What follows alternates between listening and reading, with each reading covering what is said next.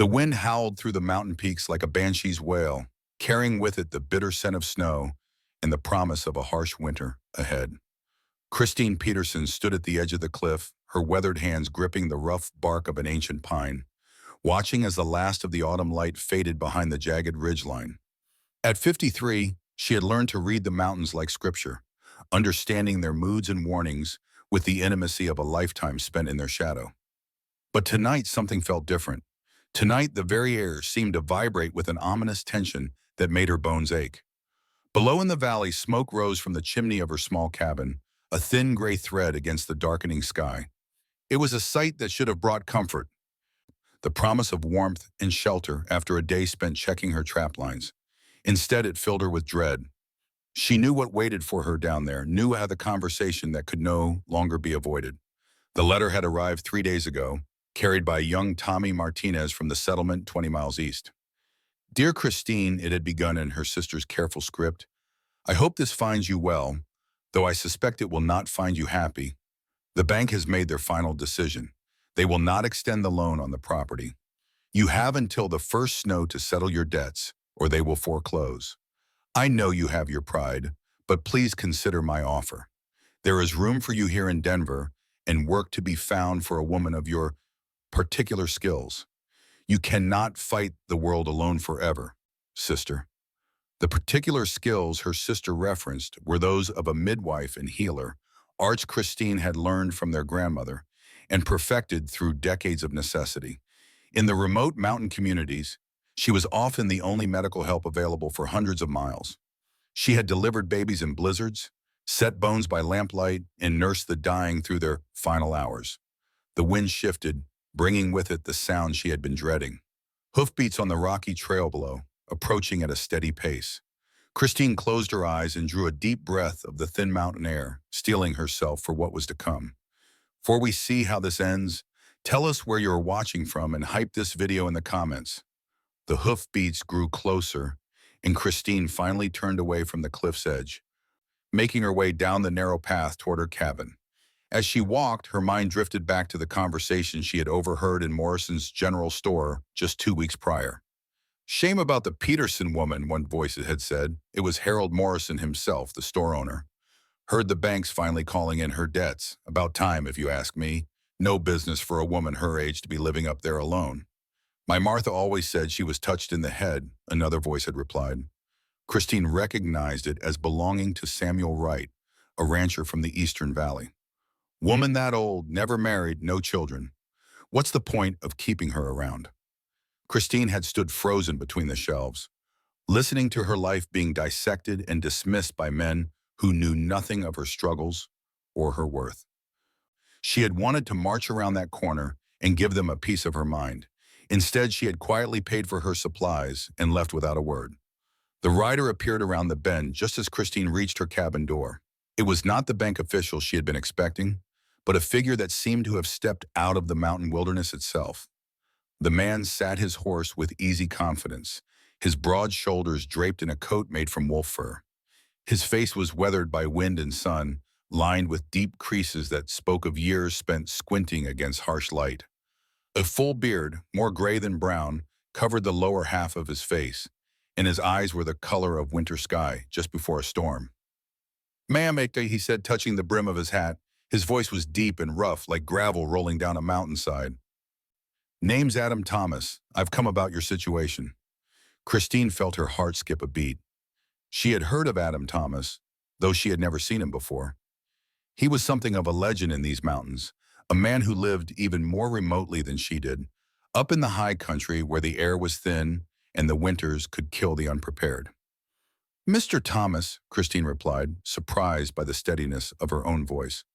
I'm not sure what situation you're referring to, but I suspect you have been misinformed. Adam Thomas dismounted with fluid grace, his boots hitting the ground with barely a sound. He was taller than she had expected, well over 6 feet, with the kind of lean, rangy build that spoke of a life spent in constant motion. Heard you might be losing this place, he said without preamble. Heard the bank's got you cornered, and the town's writing you off as done for. Also heard you're the best healer these mountains have seen in 50 years, and that you've got more backbone than most men I've known. Seems to me that's exactly the kind of woman I've been looking for. Christine stared at him, her mind struggling to process his words. Looking for? She managed to ask. To marry, Adam said simply, as if he were discussing the weather. I need a wife, and you need someone to help you keep this land. Seems like we might be able to help each other out. The words hit Christine like a physical blow, leaving her breathless and reeling. Marriage. She had given up on that possibility decades ago, had made peace with the idea that she would live and die alone in these mountains. You don't even know me, she said, her voice sharper than she had intended. Know enough, Adam replied. Know you've been living up here alone for 20 years, taking care of yourself and anyone else who needs help. Know you can set a bone, deliver a baby, and treat everything from snakebite to pneumonia. He reached into his coat and pulled out a leather pouch, hefty enough that it clinked softly when he moved it. This here's enough gold to pay off your debts and keep you comfortable for a good while besides. Consider it a wedding gift, if you're willing. Christine stared at the pouch, her heart hammering against her ribs. Where did you get that kind of money? Honestly, Adam said, and something in his tone convinced her he was telling the truth. I've been trapping and mining up in the high country for 15 years. Live simple. Save everything I don't need for basic supplies. And that reason is me? Christine asked, unable to keep the skepticism from her voice. That reason is you, Adam confirmed. See, I'm getting older too, ma'am. 47 this past spring and starting to feel every year of it in my bones. Been thinking it might be time to have someone to share the load with. Adam was quiet for a long moment, his gaze drifting past her to the mountains rising like ancient sentinels against the darkening sky. When he spoke again, his voice was softer, more vulnerable. Because I'm tired of being alone, he said simply. Tired of talking to my horse in the mountain peaks. Tired of having no one to share a meal with. No one to worry about me if I don't come back from a hunt. The honesty in his words cut through Christine's defenses like a knife through silk. She had been alone for so long that she had almost forgotten what it felt like to want companionship. I don't love you, she said, the words coming out more harshly than she had intended. Don't expect you to, Adam replied without flinching. Love's a luxury for young folks with time to spare. We're past that, you and I, but respect, that's something we could build. Christine looked at the leather pouch in his hands, then back at his face. The practical part of her mind was already calculating the possibilities. With that money, she could pay off her debts, make improvements to the cabin, perhaps even expand her practice. What would you expect from me, she asked. As a wife, I mean. Adam considered the question carefully. Companionship, he said finally. Someone to share the work and the worry. Someone to talk to when the silence gets too heavy. The wind picked up again, sending dead leaves skittering across the ground between them. Christine pulled her shawl tighter around her shoulders and tried to think clearly through the chaos of emotions swirling in her chest. The people in the settlements, she said slowly. They already think I'm strange, living up here alone. If I married you, they'd think I'd lost my mind entirely. Let them think what they want, Adam said with a dismissive wave. Their opinions don't put food on your table or keep your roof from leaking. Despite everything, Christine felt her lips twitch in what might have been the beginning of a smile. Are you really as dangerous as they say you are? Dangerous to people who mean harm to those I care about, Adam said, and there was something in his voice that made her believe him completely. Harmless to everyone else. Christine was quiet for a long moment, weighing her options with the careful deliberation of someone who had learned that hasty decisions could be fatal in the mountains. Sometimes survival required taking risks that would seem insane to anyone else. If I agreed to this, she said finally, it would be a business arrangement, a partnership. Like you said, I wouldn't expect romance or other things that usually come with marriage. Understood, Adam said, and she could see the relief flicker across his weathered features. And I would continue my work as a healer. That's not negotiable. Wouldn't dream of asking you to give that up, he replied. Figured you might need help getting to some of the more remote places when the weather turns bad. For the first time since he had arrived, Adam Thomas smiled. It transformed his entire face, softening the harsh lines and making him look younger, more approachable. This is a fine place, he said, glancing around at her carefully maintained property.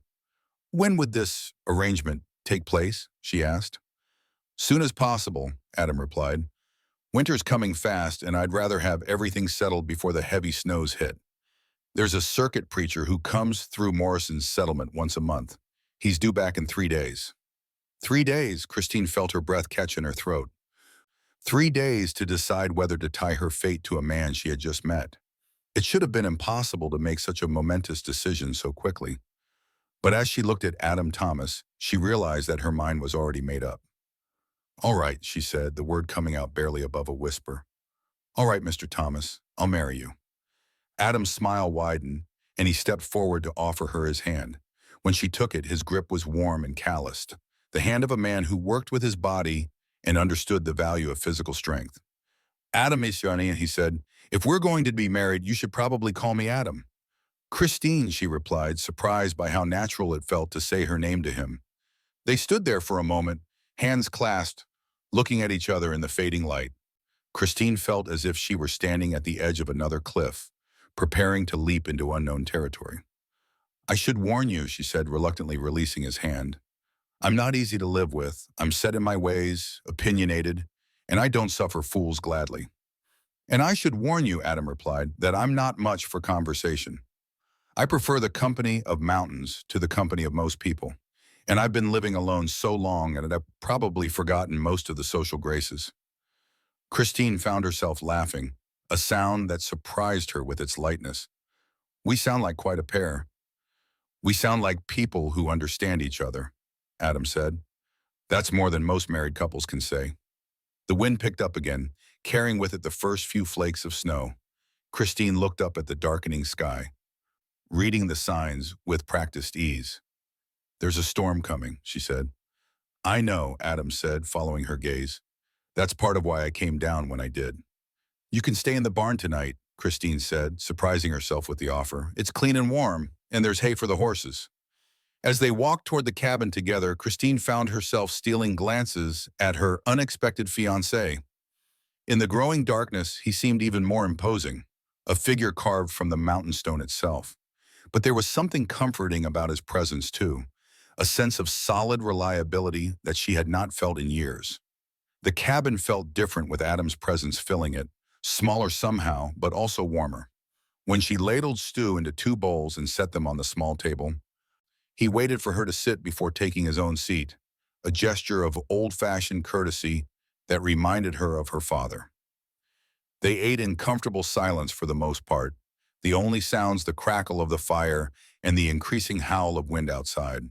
Christine found this restful in a way she had not expected. Tell me about your healing work, Adam said eventually, pushing his empty bowl away. How did you learn? Christine settled back in her chair, cradling her cup of coffee in both hands. My grandmother taught me the basics when I was young. She was Cherokee, married my grandfather when she was barely 16. When I got older, I sought out other teachers. I learned from anyone who was willing to teach. Must have been hard, being a woman in that profession, Adam observed.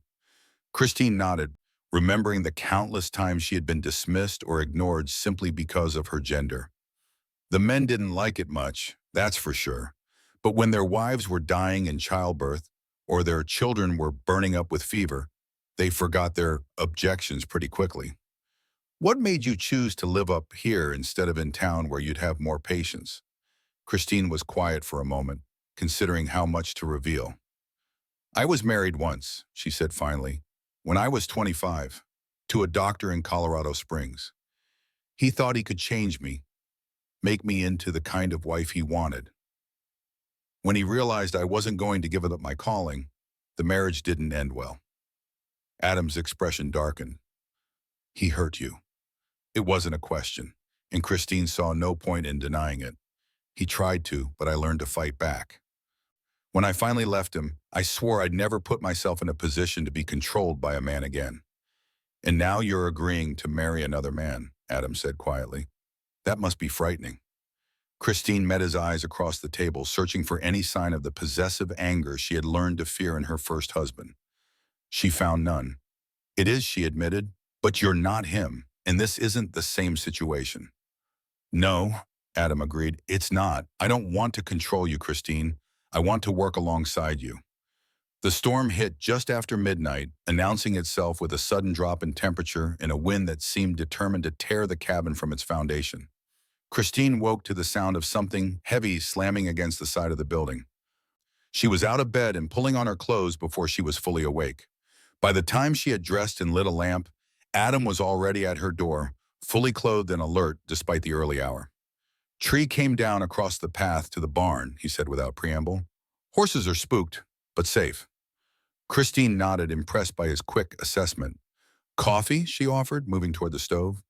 As Christine prepared the coffee, she found herself hyper-aware of Adam's presence in her small space. She had grown accustomed to being the one in charge, the one who made decisions and took responsibility. Having another adult around was going to require some adjustment.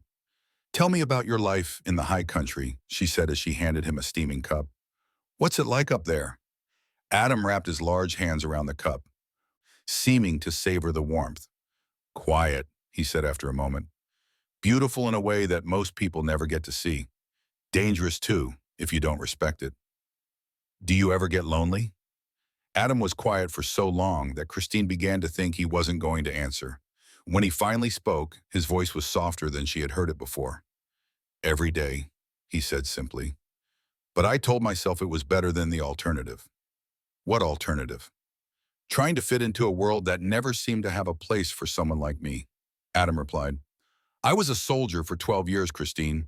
Fought in the war, then stayed on to fight Indians out west.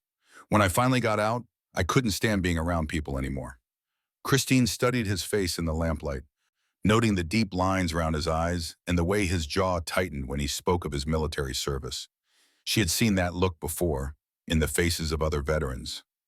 What changed, she asked. What made you decide to come down from your mountain?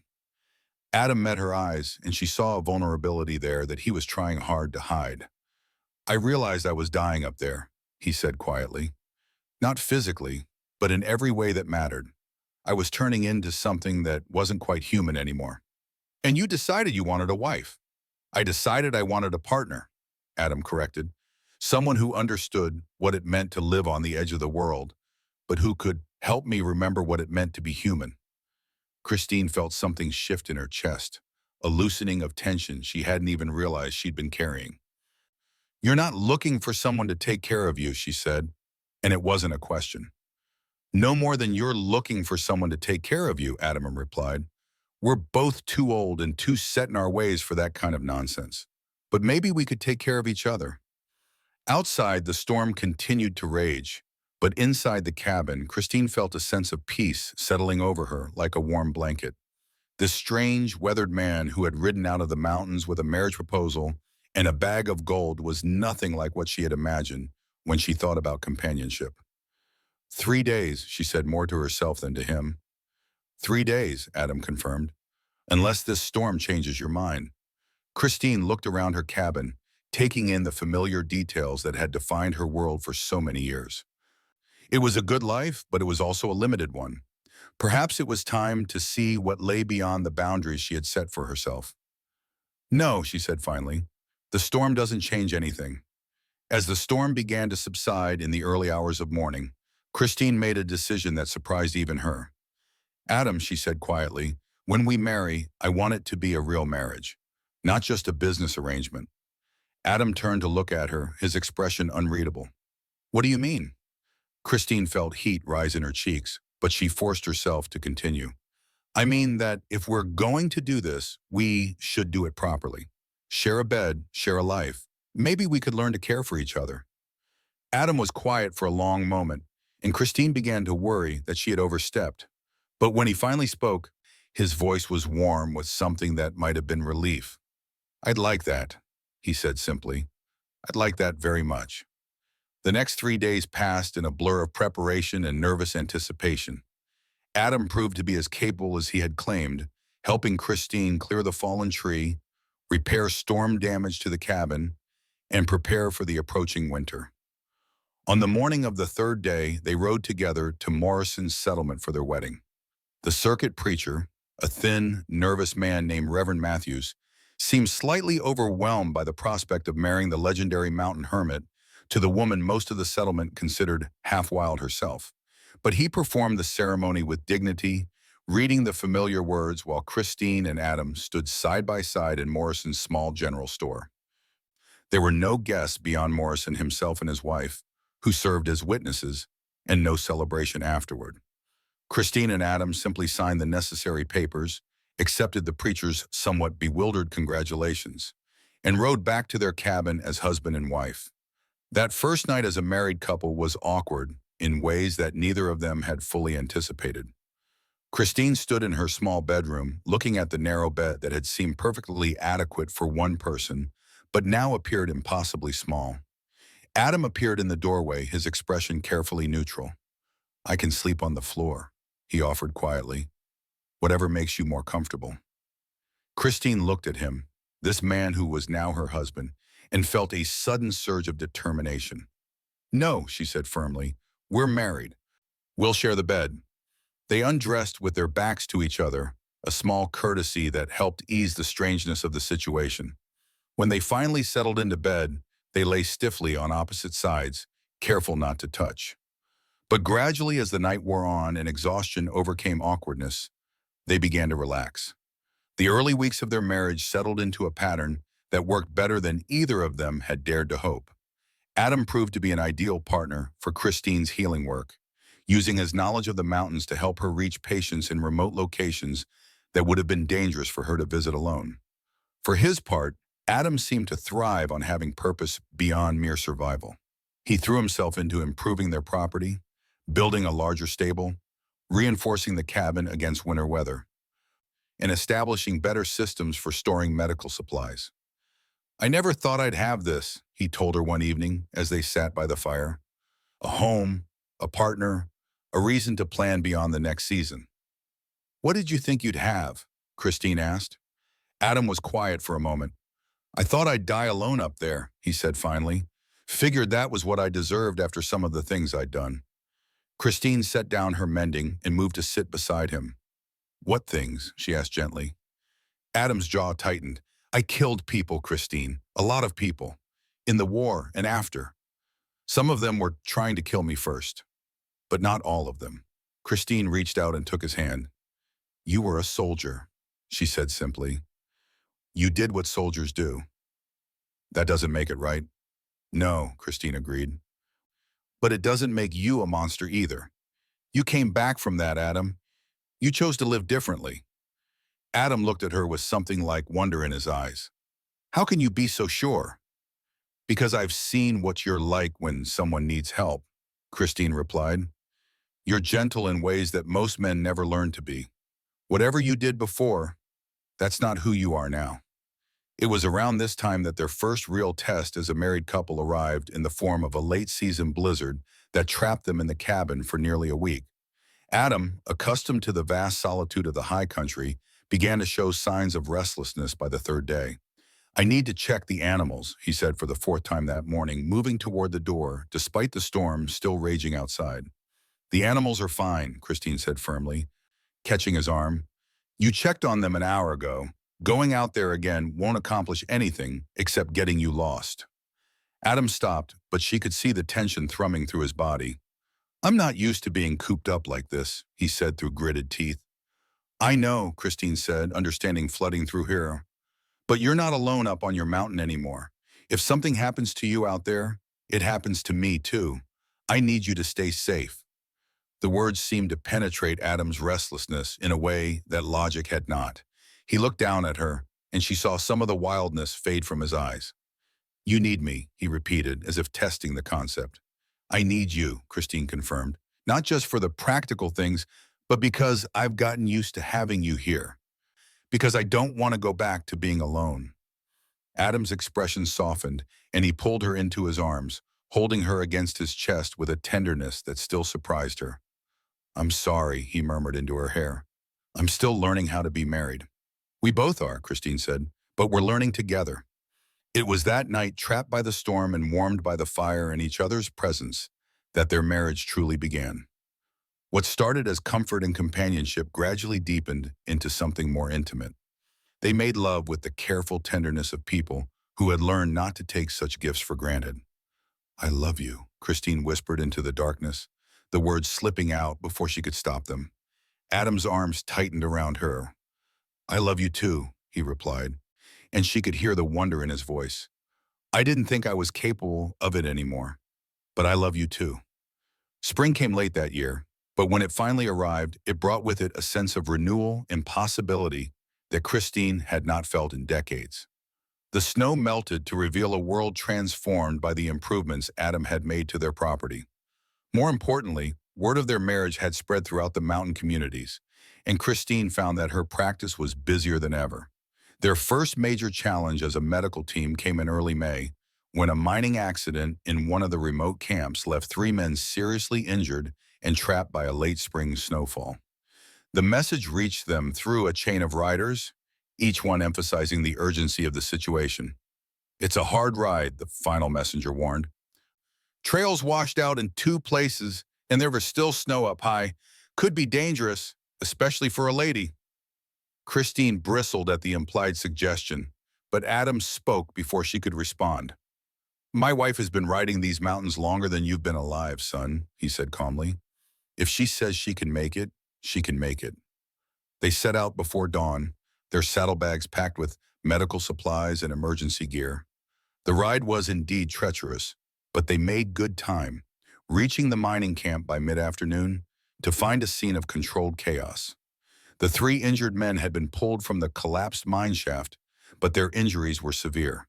Christine immediately took charge of the medical situation, her years of experience allowing her to quickly assess and prioritize the injuries. I need to operate, she told Adam quietly. Here now with whatever tools and light we can manage. It's his only chance. Adam nodded without hesitation. What do you need? The next several hours were among the most challenging of Christine's medical career. Operating by lamplight in a rough mining camp, with improvised tools and minimal assistance, she fought to save the life of a man whose name she didn't even know. Adam proved to be an excellent assistant, following her instructions precisely. When it was over, when she had finally stopped the internal bleeding and sutured the worst of the damage, Christine was exhausted but cautiously optimistic. The man would live, though his recovery would be long and difficult. You saved his life, the foreman said, as Christine washed the blood from her hands. Doc Peterson from the settlement said it couldn't be done, but you did it. They stayed at the mining camp for 3 days, monitoring the patients. During that time, Christine had the opportunity to observe Adam in a social setting for the first time, and she was impressed by how he handled himself. Despite his fearsome reputation, he was respectful to everyone in the camp. You two make a good team, the foreman observed, like you were meant to work together. We are, Adam said simply, his eyes meeting Christine's across the fire. We are meant to work together. The ride home was easier than the journey to the camp, partly because of improved weather, but mostly because of the sense of shared accomplishment that buoyed their spirits. They had faced their first real test as a medical team and succeeded beyond anyone's expectations. I'm proud of you, Adam told Christine as they finally came within sight of their cabin. What you did back there, saving that man's life under those conditions. I've never seen anything like it. I couldn't have done it without you, Christine replied, and she meant it. Having someone I could trust completely made all the difference. That night, as they lay in bed recounting the events of the past few days, Christine felt a profound sense of gratitude for the unexpected turn her life had taken. 6 months ago, she had been facing the loss of everything she had worked for. Now she was part of something larger than herself, a partnership that enhanced rather than diminished her individual strengths. Do you ever regret it? She asked Adam quietly. Giving up your solitude, taking on all the complications that come with being married? Adam was quiet for a moment. I regret a lot of things, he said finally. But marrying you, that's the one decision I'm completely sure about. You've given me a reason to be human again, Christine. Christine turned in his arms, pressing her face against his chest and listening to the steady beat of his heart. You've given me the same thing, she whispered. I just didn't realize how much I needed it until you showed up. Summer brought a steady stream of patients to their door, word of Christine's successful surgery having spread throughout the mountain communities. People traveled for days to seek her help, bringing everything from difficult pregnancies to mysterious illnesses. Adam proved invaluable in these situations, not just as an assistant, but as a calming presence. One particularly memorable case involved a young woman named Sarah who had been in labor for nearly 2 days without progress.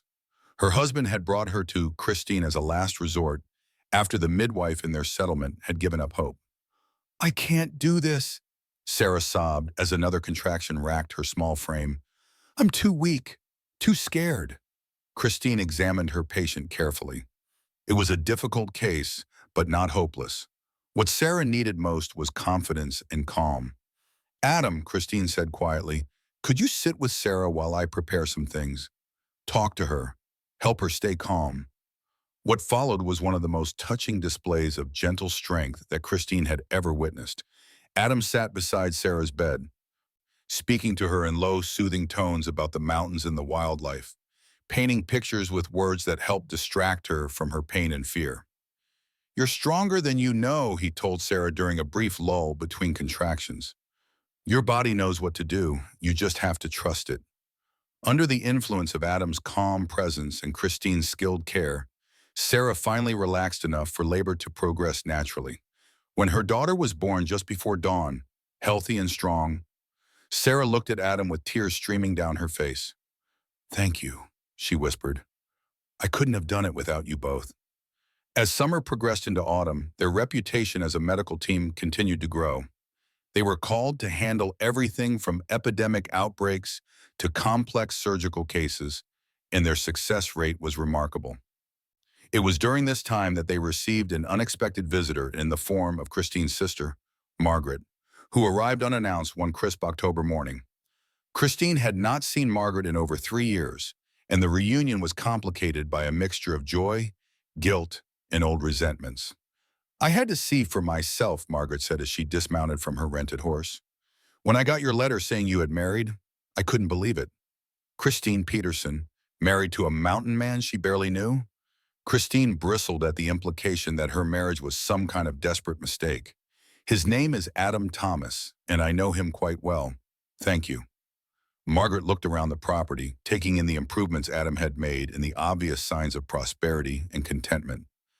Her expression was a mixture of surprise and something that might have been envy. "It's not what I expected," she admitted.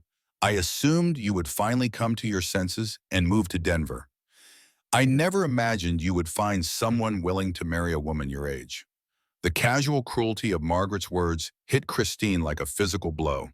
But before she could respond, Adam appeared from the stable, moving to Christine's side with natural protectiveness. "You must be Margaret," he said politely, though Christine could hear the steel beneath his courteous tone. "Christine has told me a lot about you." Margaret stayed for 3 days, during which time she had ample opportunity to observe their life together. Christine could see her sister struggling to reconcile her preconceptions with the reality of what she found. On Margaret's last morning, she approached Christine privately. "I owe you an apology," she said quietly. "I came here expecting to find you miserable and desperate. Instead, I find you happier than I've ever seen you." "What made you think I would be miserable?" Margaret sighed, looking suddenly older than her years. "Because I've been miserable," she admitted. "Married to a man who sees me as a convenience, living a life that feels empty and meaningless. When I heard that you had found someone who valued you enough to marry you, I was jealous, Christine." After Margaret left, Christine and Adam spent a quiet evening by the fire, processing the visit and what it had revealed about their own relationship. "She thought you had settled for me," Christine said quietly. "Thought you had married me out of pity or desperation." Adam looked up from the harness he was repairing. "What do you think?" Christine considered the question carefully. "I think you married me because you saw something in me that other people missed." "I married you because you were exactly what I needed," Adam said simply. "A partner, an equal, someone who understood what it meant to live by your own rules." Winter arrived early that year, but Christine and Adam were well prepared for it. Their expanded cabin was warm and comfortable. Their stores of food and medical supplies were adequate for the long months ahead, and their relationship had deepened into something that felt unshakable. It was during a particularly fierce blizzard in January that they received an unexpected test of their commitment. A desperate pounding on their door in the middle of the night announced the arrival of a half-frozen man who had ridden through the storm to seek their help. "Please," he gasped as Adam pulled him inside and Christine began treating him for exposure. "My daughter, she's dying. Fever. Can't breathe. The settlement doctor says there's nothing more he can do." Christine exchanged a look with Adam, both of them understanding the implications immediately. To reach the man's settlement in these conditions would be incredibly dangerous, possibly suicidal. "How old is your daughter?" Christine asked. "7," he replied, his voice breaking. "Her name is Emma. She's all I have left since my wife died. Please, Mrs. Thomas, you're her only hope." Christine looked at Adam, seeing her own thoughts reflected in his eyes. They both knew the risks, but they also knew that they could not live with themselves if they let a child die when they might have been able to save her. "We'll need the sled," Adam said quietly, making the decision for both of them. The next several hours were a nightmare of preparation and travel through conditions that would have daunted experienced mountain guides. When they finally reached the settlement, they found a community in the grip of an epidemic. Emma was not the only child affected. A fever had been sweeping through the area for weeks. Christine examined the child quickly, her experienced hands noting the symptoms that told a story the local doctor had missed. This was not the simple fever he had diagnosed, but pneumonia complicated by what looked like the early stages of blood poisoning. What followed was a battle for a child's life that lasted 3 days and nights. Christine used every skill she had learned in her decades of practice, while Adam provided the steady support that had become invaluable to her work. On the third night, Emma's fever finally broke. Christine was dozing in a chair beside the child's bed when she felt a small hand touch her arm. She opened her eyes to find Emma looking up at her with clear, alert eyes for the first time in days. "Are you the angel my papa said would come?" Emma whispered. Christine felt tears spring to her eyes as she took the child's hand. "No, sweetheart. I'm just a woman who knows how to help sick people feel better." The journey home was easier than the trip to the settlement, partly because of improved weather, but mostly because of the satisfaction that came with another life saved. "Do you ever think about what your life would have been like if I hadn't shown up with that marriage proposal?" Adam asked as they came within sight of their cabin. Christine considered the question seriously. "I think I would have survived," she said finally. "I'm too stubborn to give up easily, but I wouldn't have thrived the way we have together." "I feel the same way," Adam said. "I was surviving up in the high country, but I wasn't really living. You gave me a reason to be human again." As they settled back into their routine at home, Christine found herself thinking about the attitudes they had encountered. The surprise of community members at seeing a woman of her age actively practicing medicine. The assumptions people made about what older women were capable of achieving. "They think we're too old for this life," she said to Adam one evening. "Too old to be starting a marriage, too old to be taking risks." Adam looked up from the journal he had started keeping about their medical cases. "What do you think?" Christine smiled, feeling a deep sense of contentment. "I think age means wisdom to me. It means knowing what's truly important, having the experience to handle difficult situations, and being confident enough to ignore other people's opinions." "Age means wisdom," Adam repeated thoughtfully. "I like that. It's certainly been true in our case." Spring returned to the mountains with its usual drama, bringing flooding streams, mudslides, and the inevitable accidents that came with the seasonal awakening of mining and logging operations. Christine and Adam found themselves busier than ever, their reputation as a medical team having spread far beyond their immediate area. It was during this busy season that they received a visit that would test everything they had built together. A delegation from the Territorial Medical Board arrived at their cabin one bright May morning, led by a pompous official named Dr. Whitman, who had apparently been tasked with investigating irregularities in medical practice. "Mrs. Thomas," Dr. Whitman said with barely concealed disdain, "I understand you have been practicing medicine without proper credentials or oversight. This is a serious matter." Christine felt her temper flare, but Adam's steadying presence helped her maintain her composure. "I have been healing people in these mountains for 30 years, she said calmly. "My patients seem satisfied with the care they receive." What followed was a tense confrontation that highlighted all the prejudices of the formal medical establishment. Dr. Whitman and his colleagues dismissed Christine's decades of experience as irrelevant, her successful outcomes as coincidental. "You will cease all medical practice immediately," Dr. Whitman declared finally. "Any further violations will result in legal action." After the officials had left, Christine and Adam sat in their cabin, trying to process what had just happened. The threat was real and serious. "What are we going to do?" Christine asked. "I can't just stop helping people." Adam was quiet for a long moment. "We're going to continue doing exactly what we've been doing," he said finally, "but we're going to be more careful about it." What followed was a period of careful defiance that required all of their ingenuity. They continued to treat patients, but more discreetly, often traveling to remote locations where the territorial authorities were unlikely to venture. The crisis came to a head in late summer when a mining accident left 15 men injured and trapped in a remote canyon. The territorial doctor who was supposed to handle such emergencies was nowhere to be found, and the mining company's foreman made the desperate decision to send for Christine despite the official prohibition.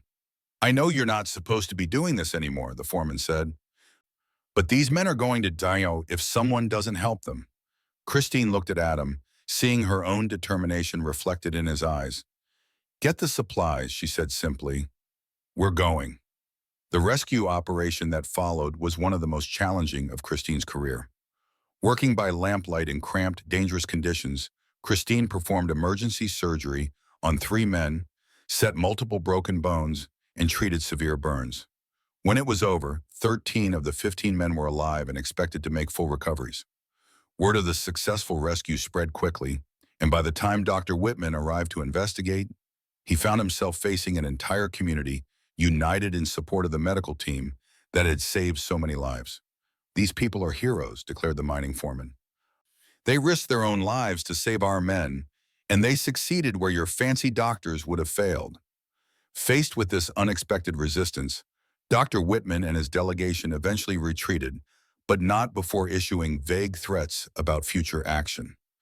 "We bought ourselves some time," Adam said, as they watched the officials ride away. "But this isn't over." "No," Christine agreed, "but maybe there's a way to work within their system without compromising what we do." The plan that Christine and Adam developed over the following months was audacious in its scope. Rather than simply waiting for the next confrontation with territorial authorities, they decided to seek formal recognition of Christine's skills and experience from established medical authorities outside the territory. Adam used his connections from his military service to arrange meetings with Army doctors who had worked in frontier conditions. These doctors, impressed by detailed accounts of Christine's cases and outcomes, provided written testimonials that spoke to her competence and skill. The breakthrough came when they made contact with Dr. Elizabeth Blackwell, the first woman to receive a medical degree in the United States.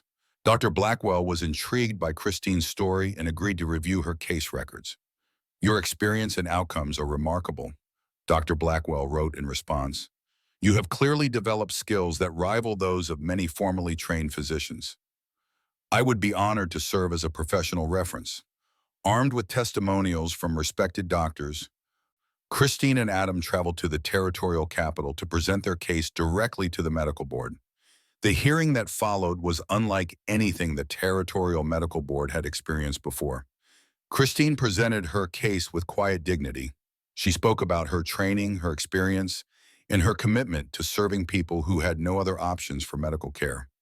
She presented detailed case studies that demonstrated her skill and knowledge. The most powerful testimony came from the patients and community members who had traveled to the capital to support Christine. They filled the hearing room with their stories of lives saved, children delivered safely, and families kept together through Christine's skill and dedication. The medical board's decision, when it came 3 weeks later, was a compromise. Christine would be granted a special territorial license to practice medicine in remote areas, subject to periodic review and continuing education requirements. "It's not perfect," Christine said as she and Adam read the official letter, "but it's recognition, it's legitimacy." "It's more than that," Adam replied. "It's proof that you can't be dismissed or ignored anymore." As autumn settled over the mountains once again, Christine and Adam found themselves busier than ever, but with a new sense of security and legitimacy. that made their work more effective and far-reaching. The first anniversary of their marriage passed quietly, marked by a simple dinner and the exchange of small gifts. Christine gave Adam a leather-bound journal for recording their medical cases, while he presented her with a beautifully crafted medical bag. 1 year, Christine said as they sat by the fire. 1 year, Adam agreed, and it feels like we've lived a lifetime together. Christine looked at her husband, this man who had transformed her life in ways she was still discovering. Do you think we'll have many more years like this one? Adam smiled, the expression transforming his weathered features. I think we'll have as many years as we're willing to fight for, he said, and I'm not planning to stop fighting anytime soon. As winter approached once again, Christine felt a profound sense of contentment with the path her life had taken.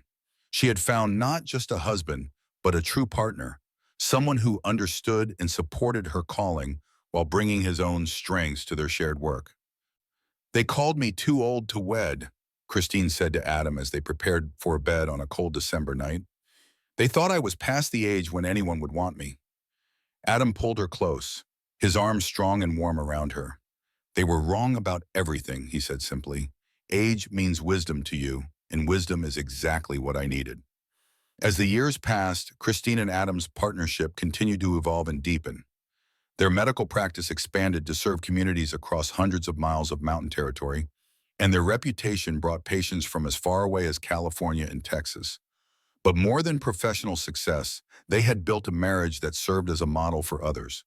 The cabin that had once housed a solitary woman now buzzed with activity as a hub of medical training. Christine began taking on apprentices, young women who wanted to learn healing arts, but had been denied access to formal medical education. Their work together had a profound impact on the communities they served, but it also changed the broader conversation about women in medicine and the value of practical experience versus formal education. On their 5th wedding anniversary, as they sat on their expanded porch watching the sunset paint the mountain peaks in shades of gold and crimson, Christine reflected on the journey that had brought them to this point. Do you ever think about what people said when we first married? She asked Adam. All those whisperers about the old mountain witch marrying the dangerous hermit. Adam chuckled, the sound rich with contentment. I think about how wrong they all were, he said. They saw two people who were supposedly past their prime, too old to build anything meaningful together. They couldn't see what we saw in each other. And what did we see? Adam turned to look at her, his storm gray eyes still capable of making her heart skip a beat. We saw partners, he said simply. We saw people who understood that age means wisdom, that experience has value, that the best relationships are built on respect and shared purpose. Christine squeezed his hand, feeling the familiar warmth of connection that had sustained them through challenges and triumphs alike. We saw that it's never too late to start over, to find the person who makes you better than you were alone. As the stars began to appear in the darkening sky, they sat in comfortable silence, surrounded by the life they had built together. In the distance, they could see the lights of the settlement beginning to twinkle in the valley below, each one representing families and individuals who had been touched by their work. We did something good here, Christine said softly. We did something important, Adam agreed.